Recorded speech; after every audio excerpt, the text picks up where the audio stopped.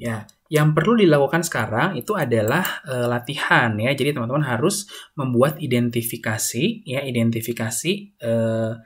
industri ya, industri dan juga lingkungan makronya ya. Nah, kalau nanti ujungnya adalah harus bisa membuat listing ya, listing opportunity sama listing threats. Nah, sebetulnya ini nanti akan berhubungan sama tugasnya nanti yang buat tugas presentasi nanti udah bisa mulai dikerjakan dari sekarang. Jadi kalau Anda sudah memilih sebuah perusahaan, misalnya pilih perusahaannya jangan bank ya. Misalnya kamu pilih Kimia Farma, misalnya Kimia Farma. Nah, sekarang Kimia Farma tinggal dibuat nih. Ya, tinggal dibuat kondisi pastelnya gitu ya. Gimana kondisi perpolitikan, ekonomi, sosial, teknologi gitu ya terhadap perusahaan kimia, terhadap industri farmasi. Nah, seperti itu. Sorry ya, terhadap industri farmasi. Karena kimia farma itu industrinya kan farmasi itu farmasi retail ya. Retail tapi retail farmasi. Nah, seperti itu. Nah, kemudian nanti masuk ke industrinya. Industrinya berarti teman mesti cari tahu siapa sih suppliernya farmasi itu, siapa sih buyernya farmasi itu, gitu ya. Farmasi retail ya. Buyernya farmasi retail itu siapa. Gitu, nah seperti itu. Ya.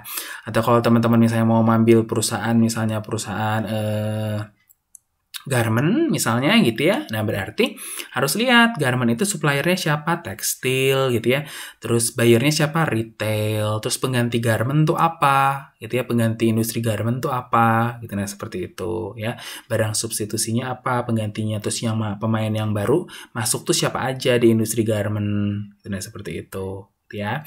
Nah, kemudian jangan lupa sebelum nyusun industrinya itu ya nyusun dulu pastelnya, lingkungan politik, ekonomi, sosial, dan sebagainya. Nah, kalau di diktat di sini sudah dikasih latihannya adalah teman-teman mencoba untuk membuat yang ini ya. Nih, ya, membuat ini. Ya. Jadi coba buat konsep PES bagi industri provider telekomunikasi, bisa Indosat, Telkomsel, XL dan sebagainya, ya.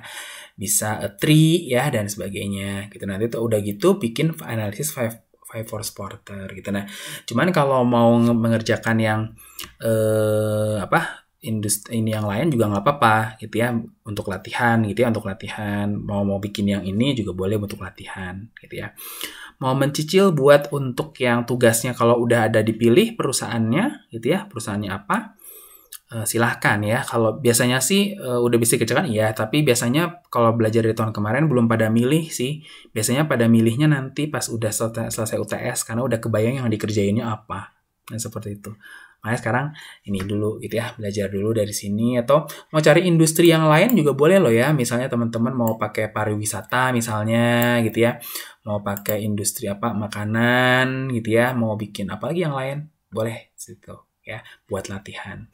Nah, kemudian ini yang masih ada kan ya slide-nya. Nah, tapi ini tidak menjadi bahan kita di materi kita yang sekarang gitu ya. Nah, ini sengaja saya kasih supaya teman-teman tahu ini tuh belum selesai gitu ya. Tapi nanti ini akan kita pakai itu nanti sekitar 2 minggu lagi ya. Sekitar 2 minggu lagi akan kita pakai. 2-3 minggu lagi akan kita pakai. Jadi biar tahu masih ada kelanjutannya. Tapi untuk materi yang analisis eksternal sampai sini tuh sudah cukup sebetulnya. Kita sampai membuat listing opportunity-nya apa aja, threat-nya apa aja. Gitu, nah seperti itu. Oke, itu materi kita mengenai analisis eksternal ya. Semoga bisa dipahami dengan baik. Silahkan ditanyakan pada saat sesi tatap muka daring kita. Terima kasih.